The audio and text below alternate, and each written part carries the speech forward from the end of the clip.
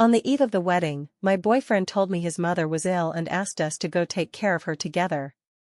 Without hesitation, I got into his car. However, on the highway, he received a call from his ex-girlfriend. He looked pained and said, "Lily's mental state isn't good, I need to go comfort her. Get out of the car now, take care of mom's side, and it'll help you adapt to your role." Just like that, he left me on the roadside, but I wasn't angry at all.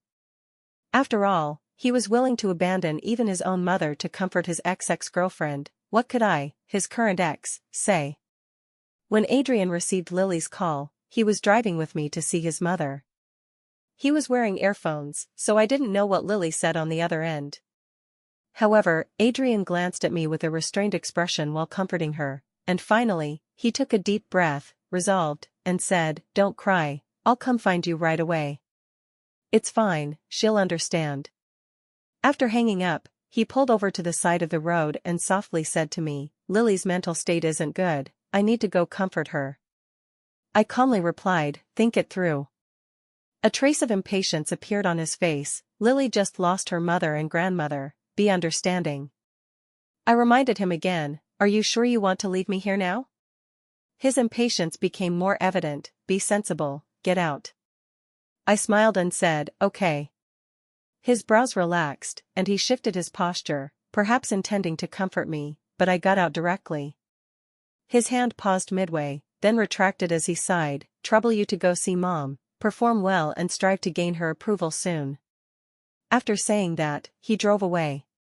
I hailed a ride-sharing car and went straight back to Adrian's house to pack up all my things.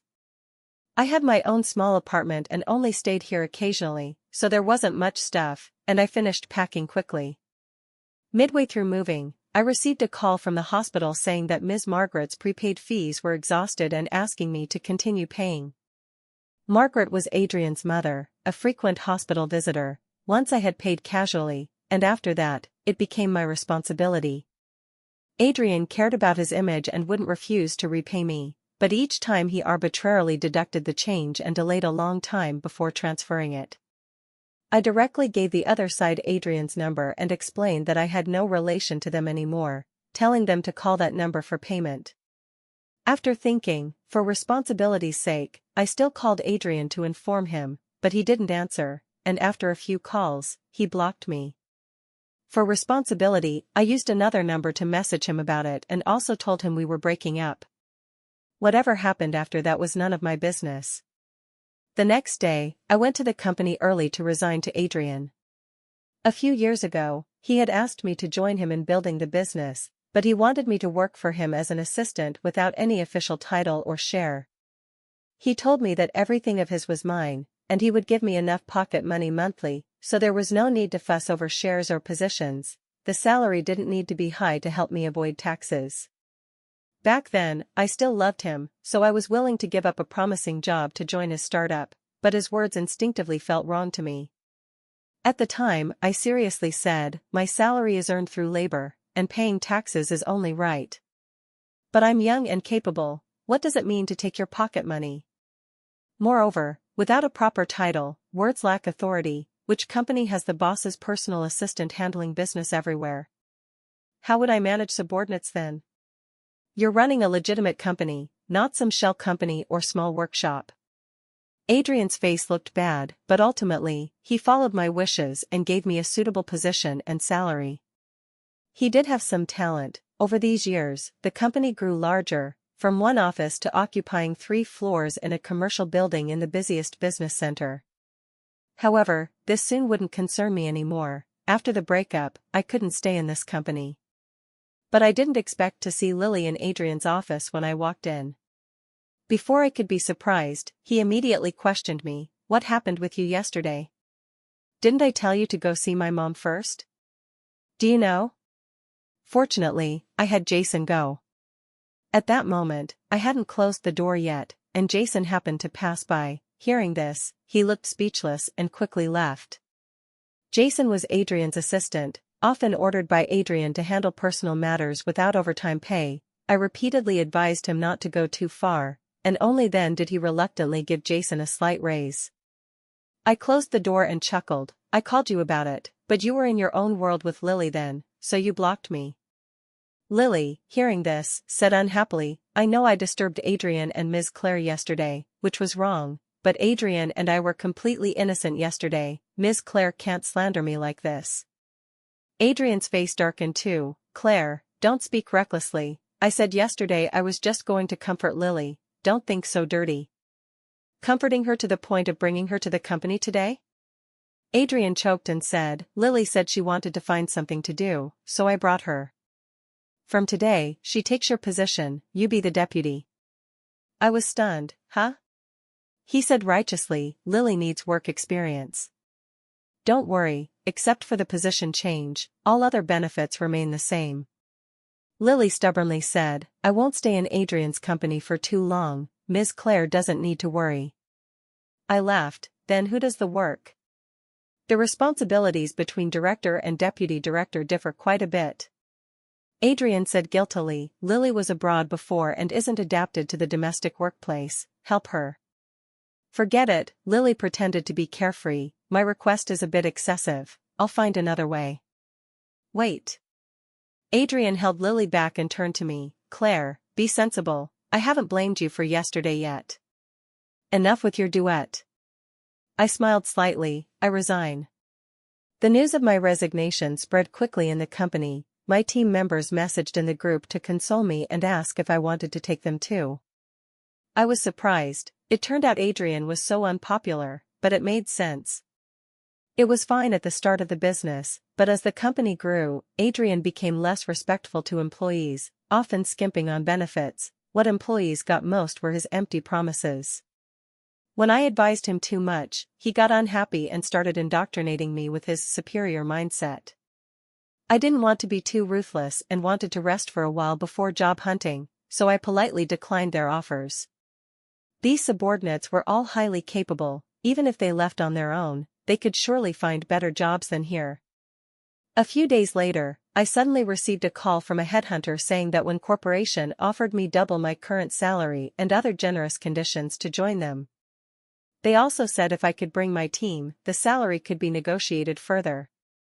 After hanging up, I was puzzled. One corporation was a domestic business giant, and although Adrian's company developed well, compared to when, it really couldn't compare. Why would they have a headhunter poach me and my team? I thought it was a scam, but the materials sent by the headhunter showed it was really Wen. I couldn't recall any connection with Wen, but the opportunity was rare, so I replied that I was willing to interview. At this time, Adrian asked me to go to his office. When I entered, I saw his gloomy face. What is it? Why aren't you cooperating with Lily's work? Cooperate with what?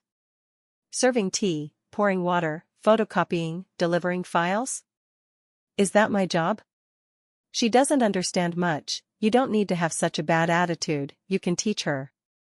I'm already organizing handover files and will give them to her soon. Before that, tell her not to bother me. Hand over what?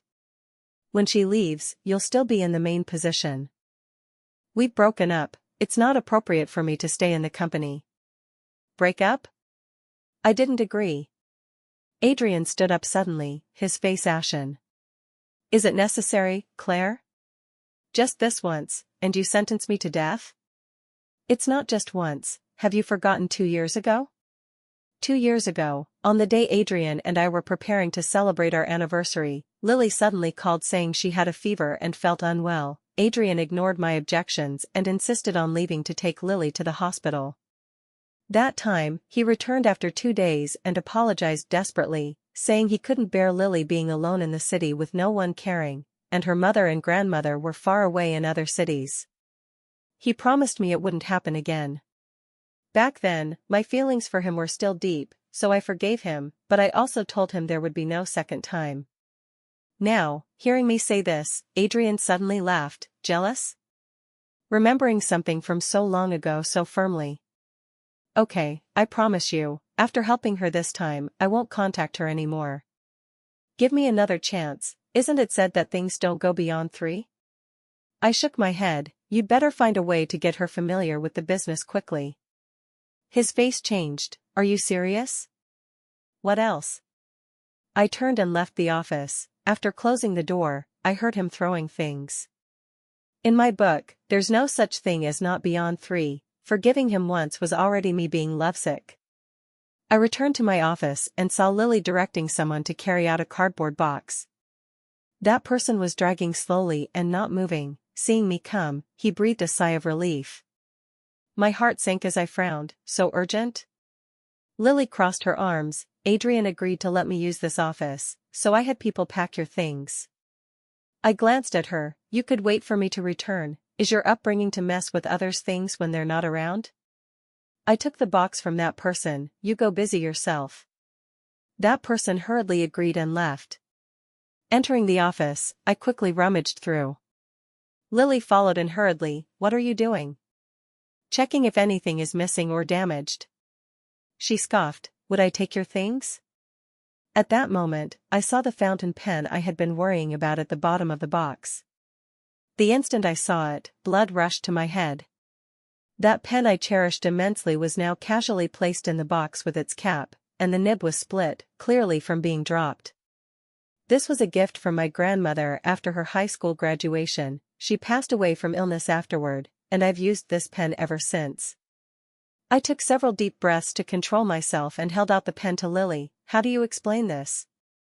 Lily looked indifferent. It accidentally fell on the ground while packing. You can just replace it. Hearing her say that, I could no longer endure and immediately slapped her hard with my right hand. She was stunned by the slap. Coming to her senses, she covered her face and screamed, How dare you hit me? I gritted my teeth. You deserve it. As I was about to add another slap, I was suddenly pushed, hitting the corner of the desk, and my left hand throbbed in pain. Adrian, with a livid face, said, It's just a pen. Is it worth hitting someone? I stared at him intently. You know what this pen means to me. So what? A pen is just an object. I'll compensate you. Apologize to Lily. I sneered. You started it. Don't blame me for retaliating. That day, I contacted Wen's liaison and said I could bring the team over, and I asked my subordinates' intentions. They already had the idea, so they naturally responded affirmatively. On the day we collectively resigned, Adrian's face turned green. He roared at me. Do you want me dead? Do you hate me that much? I just went to comfort Lily, and she just dropped your pen.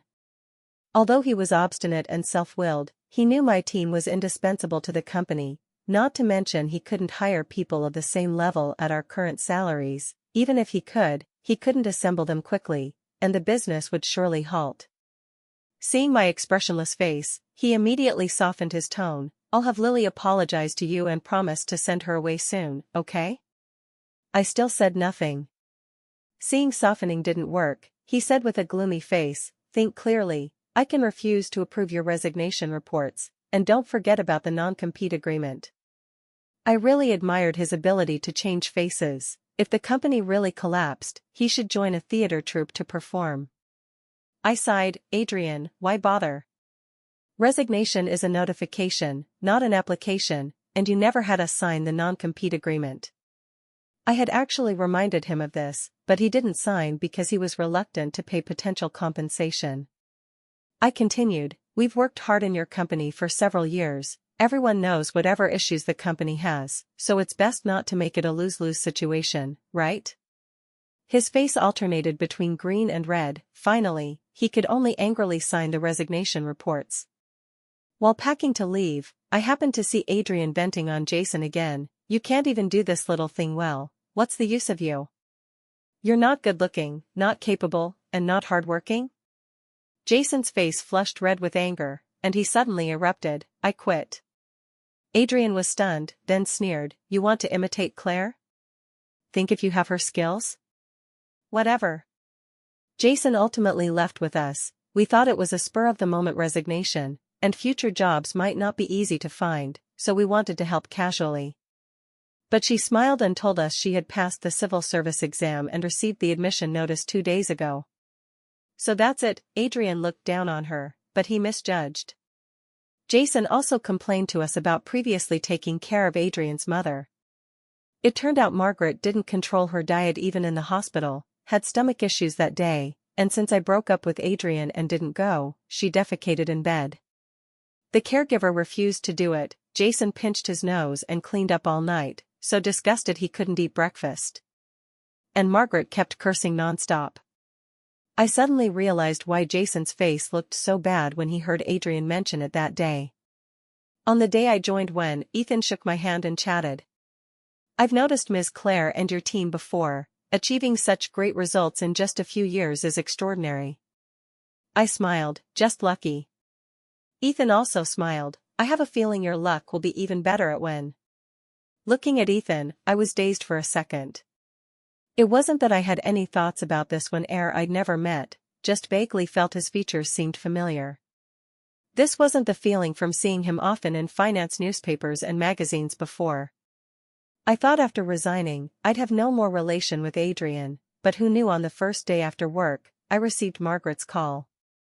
In the call, Margaret accused me of being ungrateful and irresponsible, saying I'd been supported by Adrian's money these years, yet I had a big temper and refused to go to the hospital, and now betrayed Adrian. "I thought you weren't suitable for my son before. If not for Adrian's insistence, I wouldn't have agreed. Do you deserve him like this?" When Adrian and I were dating, his mother always subtly showed disdain for me, so we had little phone contact before. Thus, after breaking up with Adrian, I blocked all his contacts but missed his mother. I originally wanted to block her directly, but Margaret's next words dispelled that idea. "When free, have your parents come see me. I want to ask how they raised their daughter." Insulting my parents was intolerable, and of course, insulting me was the same. I unpolitely replied, "Auntie, that's my labor earnings, not him supporting me with money. And how my parents raised me is none of your business. At least they didn't teach me to not control myself when ill, ending up soiling the bed and troubling others to clean." Before I finished, the other side hung up.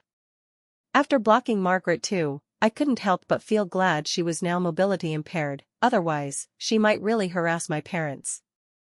My parents always disapproved of me and Adrian together. Hearing of the breakup, they were overjoyed, and their celebration was to leave me and travel abroad. Sigh, what a unique way to celebrate. I saw Adrian and Lily again at a real estate agency. My parents' friend recently needed to sell a large 3-bedroom apartment renovated 2 years ago but barely lived in due to business turnover. They liked that house. Coincidentally, my father made a small profit from stocks. They calculated that with savings, it was enough, so they wanted to buy me another house. I didn't care about house size living alone and didn't want them using pension money. After arguing, we agreed to sell my small apartment and add father's stock money to buy their friend's house. Today, I met the agent to discuss selling the house, unexpectedly seeing those two. Really unlucky. Over there, Adrian, learning I was selling, looked hesitant to speak. "I told you not to resign impulsively. It hasn't been long, and you're selling the house. Why not bring people back to my company? I'll add 1,000 yuan to your salary." He didn't know I jumped to when. Beside him, Lily hurriedly said, "But Adrian, didn't you poach a director from that big IT firm? Ms. Claire might not have a suitable position if she returns." Her words carried a subtle tension, seemingly worried about my return. Adrian right, Claire, if you return, you might start from a lower position. But don't worry, as long as you work hard, you'll soon return to your original salary level. I couldn't be bothered with them and focused on discussing the sale with the agent. Adrian frowned, "Claire, you're as arrogant as before, but now you." I couldn't tolerate it and interrupted, "I'm upgrading houses, not selling because I'm short of money, thanks. Also, my current company is excellent, with much better benefits than yours, and more formal." Adrian didn't believe, "I know it's hard for you to accept the treatment gap, but..." Annoyed, I looked at the real estate broker, who understood and quickly blocked in front, "Sorry, you two, we have business to discuss with Ms. Claire." Another staff receiving them stepped forward, "I just found a cheaper rental, you two can see if you can accept it." Oh, so they were renting, so arrogant, I thought they were buying. Adrian hurriedly explained, "My original house needs renovation, so I want to rent one temporarily." Lily hugged Adrian's right arm. "Actually, Adrian and I got back together, thanks to Ms. Claire, you'll bless us, right? Renting a house with so much drama, not just me, others present had indescribable expressions. Blessings. Lock them together. They were speechless for a moment. I took the chance to enter an office with the broker for detailed discussion. After that, I didn't see them for a while. After all, the companies differed greatly, with little business circle overlap. But I occasionally heard gossip from my subordinates from former colleagues. After I led the team away, Adrian's company deteriorated. Desperate, he hired a workaholic from a big firm. The workaholic had average business skills but liked enforcing discipline. Some positions only needed to do their work well without daily early arrival or overtime, but he deducted pay for lateness or early leave. Thus, a batch of capable but lazy-to-move employees resigned one after another. Now the company even delayed wages. The latest news was layoffs and preparing to move, of course from 3 floors to 1, to an even older building than initially. Truly, the world is impermanent. During this period, Adrian occasionally changed numbers to message me reminiscing the past, but each time I blocked him. After a while, perhaps no money for new numbers, he stopped. But you can't hide the truth forever, and my working at Wynn wasn't secret, so Adrian and Lily found out. I saw Adrian in Wynn's underground parking lot. I was off work getting my car when suddenly someone rushed from the corner and grabbed my hand. Startled, I stomped hard with my high heel. That person screamed and let go. Looking closely, it was Adrian.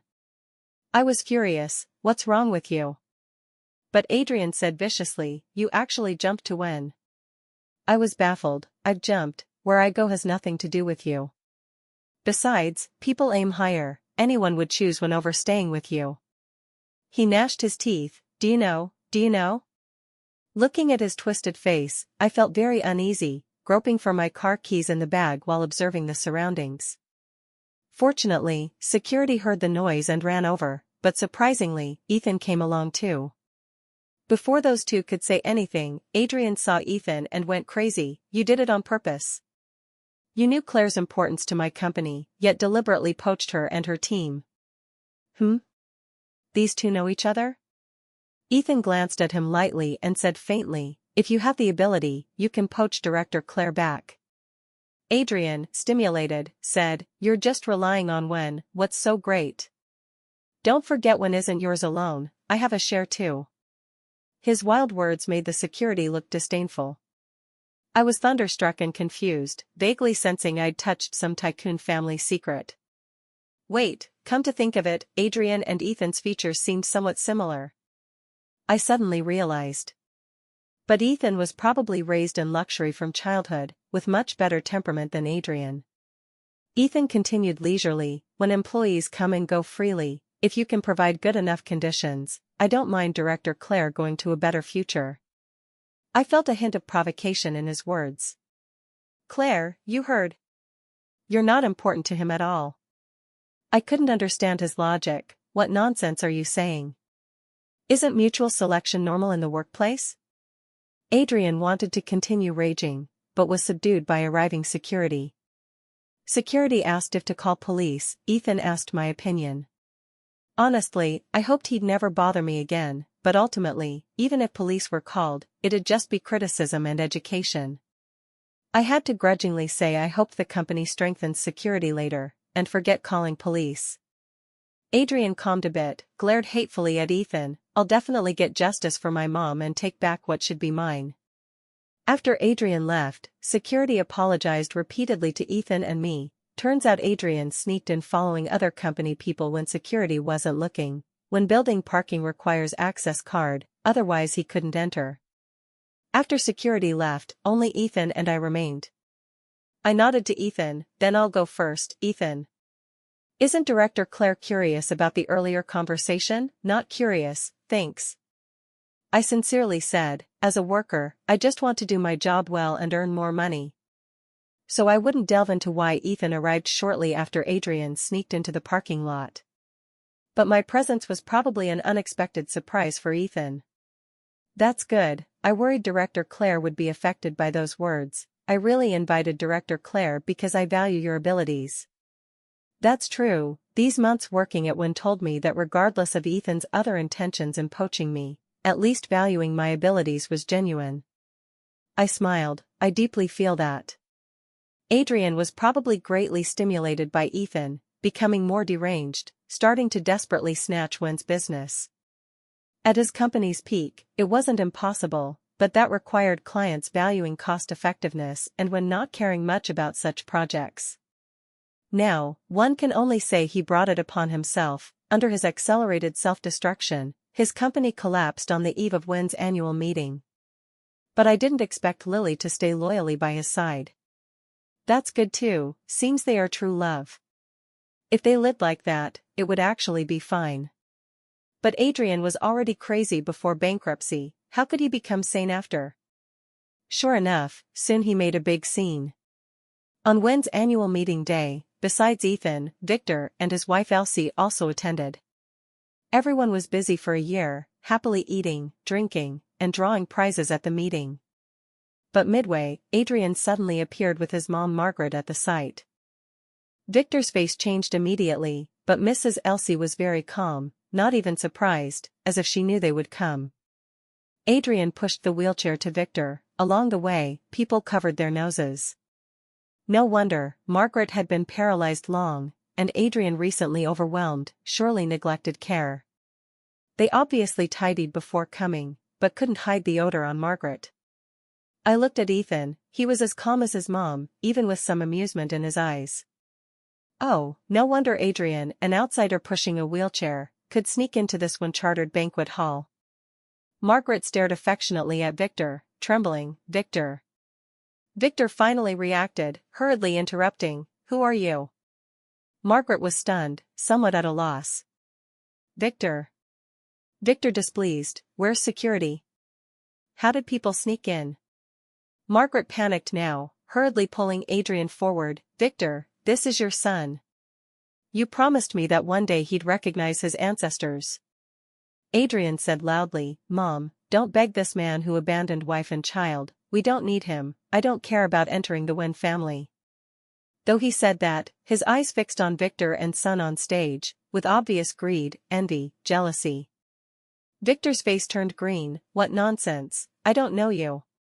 Where's security?" Security rushed over, we employees looked at each other. Before joining the company, I heard Victor had many romantic affairs in youth, but Wen's real power holder, the old man, was rigid and traditional, strictly forbidding illegitimate children entry, so for years, Wen's official third generation was only Ethan. Security grabbed Adrian, pushed Margaret's wheelchair out, Adrian outnumbered, Margaret powerless in wheelchair, both quickly removed. But Margaret's shouts still came from afar. "Victor, do you have a conscience? A few years ago, you lied saying you'd divorce your wife soon, and said Adrian was promising, wanting him to help get your wife's shares to fully control Wen. Now his company is bankrupt, and you don't care." We all looked down, not at Victor's family's expressions. But I finally understood why Margaret looked down on me. She always thought Adrian would return to Wen family, and I, an ordinary person, wasn't worthy of marrying into wealth. In this light, Lily surely wasn't in her eyes either. And why Adrian always said he didn't want to talk work at home, so not to bring finance magazines when visiting, was now clear. Because Ethan was a regular in finance magazines, Adrian hated him so much he didn't want to see him at all. The annual meeting ended hastily, but after the new year, all employees' year-end bonuses increased. Because Ethan took office as the new CEO just days after the meeting. After this spread, reportedly the old man was furious. Soon Victor issued a statement at the shareholders' meeting apologizing for his youthful mistakes, and to stabilize Wen's stock price, announced retirement, transferring all his shares to Ethan, hoping Wen prospers under Ethan's leadership. The new CEO, upon taking office, announced the company would take part of this year's profits to boost everyone's year-end bonuses. Naturally, it was universal celebration. Lily came to find me. Actually, I didn't want to see her, the front desk dutifully blocked her, but she pestered insistently for me to come out. Fearing bad influence, I helplessly went down and to a nearby cafe with her. "Claire, go back to Adrian, his true love is you." I was utterly astonished. Her expression was sincere, even urgent, grabbing my hand. "I'm serious, when drunk, he calls your name. I know you must still love him, forgive him. Something abnormal must have a reason, I mockingly said calmly. He went bankrupt, so you let go and let him find true love? She got anxious. How can you say that? If he still loved me, I'd stay with him forever regardless of rich or poor, but he doesn't love me anymore. And he's not really destitute, he still has a chance to turn around, don't worry. Her expression grew more urgent, as if determined to make me reunite with Adrian. I don't go back to exes, don't come find me again, or if you affect my work again, I'll call police. No, you can't leave. She stood up quickly in anxiety, making the chair screech loudly. You must promise to reunite with him. Since joining when I frequented this cafe, a regular, then a staff came asking if I needed help. I nodded. Please call police for me. Lily, hearing I'd call police, had to leave embarrassed. But she and Adrian were truly a match, because when I got home and parked in the community, I saw Adrian waiting under the streetlight. I really don't know how he knew my new address after moving. He looked decadent, unkempt. Claire, I really know I was wrong, forgive me. As long as you come back, I'll definitely not contact Lily anymore. Help me rebuild the company, I'll give you all shares, listen to you. He walked toward me, eyes flashing abnormal fervor. I stepped back 2 steps, hand in bag. You still have money to restart the company? Actually, I have another house, selling it gives startup funds, bring the team over, we'll surely create glory again. Or sell this community's house, move to my home, conveniently care for my mom together, anyway, after marriage, we're family. Sorry, I told Lily too, I don't go back to exes, please leave. His face twisted. Did you fall for Ethan? Why does he rob everything from me? How can you be so cheap? Ah. I quickly pulled out anti-pervert spray and sprayed his face as he pounced. He immediately covered his face screaming. After Lily came today, I felt uneasy, so on the way home, I bought a bottle casually, sure enough, used it. I kicked him, he fell immediately. I turned and ran, calling police while running. In the end, Adrian only got criticism and education since no substantial harm, I expected it, had to accept. Sorry Claire, I was too excited today and scared you, I'll come find you another day. My God, don't come. Of course, I couldn't let Adrian continue harassing me, so I contacted friends met through work, they introduced a skilled private detective. 2 months later, dust settled, Adrian could no longer find me. Actually, I had forgotten one thing, Adrian never separated from his mom, he himself was illegitimate. Naturally, back then his mom married someone else with him. Accurately, she married someone else while pregnant with him. If the other knew, nothing to say, but Margaret concealed it thoroughly from start to end. And Adrian's unlucky early deceased dad was the only brother in the family, with 3 sisters above. The Zhou family spoiled Adrian's stepfather from childhood. After his unfortunate death, Adrian became the perceived only heir in Zhou family, and family resources naturally went to him. Though others lived bitterly because of this, thinking the Zhou heir was doing well, everyone accepted. But all this premised on Adrian being Zhou bloodline. That day's annual meeting farce quickly lost heat under Wen's operations, and other Zhou family lived bitterly, no leisure to surf net, so surprisingly didn't see the news. Adrian never mentioned his family, so I always thought he only had his mom. Now knowing, of course I had to facilitate their family reunion. I anonymously messaged other Zhou family, telling everything. Soon Zhou elders and his 3 aunts all came to him and his mom. The detective's last message to me was photos, Adrian and Margaret bruised, hair disheveled on ground, surrounded by sleeve-rolled Zhou others. Sigh, don't underestimate rural elders and migrant workers' strength. This mother-son pair still wanted to divert trouble, telling them to ask Wen for money. And I informed Ethan early, learning he was also operating behind scenes. Finally Zhou people got money and were willing to leave. While Adrian mother-son shouldered a lifetime unpayable usury debt. As for Lily?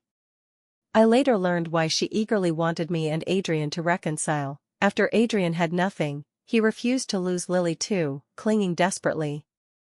She had to say I had good job and money, willing to help Adrian win me back, in exchange for her freedom. Oh, wanted me to shield her from disaster. Then naturally I had to reciprocate, letting her and Adrian, this loving pair, become dependents. Previous blessings weren't just lip service. Adrian had given Lily many valuables before, now unable to win me back and hearing she ran, he was anxious. He sent his mom to a cheap nursing home, then under my anonymous tip, found Lily about to flee the city. As for how this heaven-made match would love and kill each other after, not my concern. I was reporting work to Ethan in his office. After finishing, as I was leaving, he called me back, apologizing for not stopping Adrian timely, leading to him harassing me at my community. Previous matter startled Director Claire. It's okay, in the end, thanks to Victor it was resolved once for all. Ultimately, designing others to owe usury I really couldn't do, indeed thanks to Ethan for cleaning up. That's necessary. If he continued troubling Director Claire, wouldn't I likely lose a great general? Victor is joking. I'm not exaggerating, such a good girlfriend and capable subordinate, he really didn't cherish. I raised an eyebrow, smiled, capable subordinate I accept deservedly, as for the former, then Victor, when meeting a suitable other half later, must treat well. Ethan stared at me for 3 seconds, then smiled, definitely, okay, actually I asked Director Claire to stay not for chit-chat, but to tell you good news. Turns out when's a city branch general manager retired at age, he wanted to send me, asking my intention. A city branch developed very well, going there was clearly promotion. My parents liked traveling everywhere, I often lived alone in this city, going to a city had no impact. I happily said willing. I soon took office at a city branch. 2 months later, one morning rushing to conference room to host meeting, phone popped a message, marriage alliance. Turns out our chairman was to marry with another business giant Chi family's daughter. I glanced roughly, rich people are luxurious, even engagement so grand. Then my secretary came reminding meeting time neared. I know. I pocketed the phone, headed to conference room.